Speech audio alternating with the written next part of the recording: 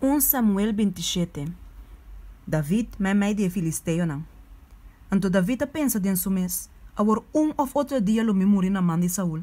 Não tem nada melhor para mim que o bai na terra de Filisteo não. E ora ei Saul lo fada de seguir buscar-me de inteiro território de Israel e lo me escapa fora de sua mão.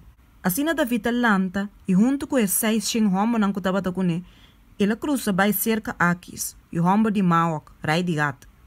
E David queda biba na Gat cerca Aquis, e com seu homem não, cada com ele não de sua casa. E David com suas 2 esposas não, Ahinoam e Jezreelita e Abigail, viúva de Nabal e Carmelita. A ornang abisa Saul que David awi by Gat, pensei e não busque mais. E ora ei David abisa Aquis, se a me a graça de embobista, laganando nami lugar de onde é outro estado não, para me biba não. Mas uma pa kiko bo sirbi dolo biba de estado real junto cubo.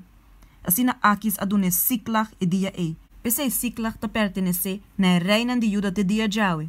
E a temporada que David biba na terra de Filisteo não, tabata 1 ano e 4 luna.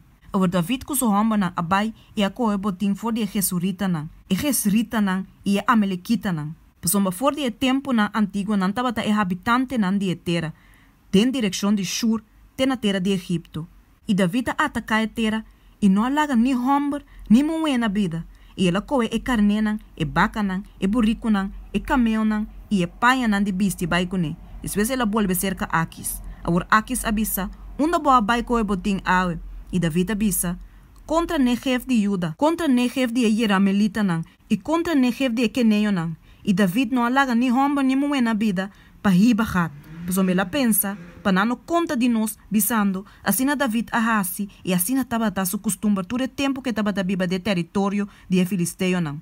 E Aquis aquele David bisando, seguramente ele hace su mes abominação para su pueblo Israel. Pensei, ele vira mi servidor para sempre.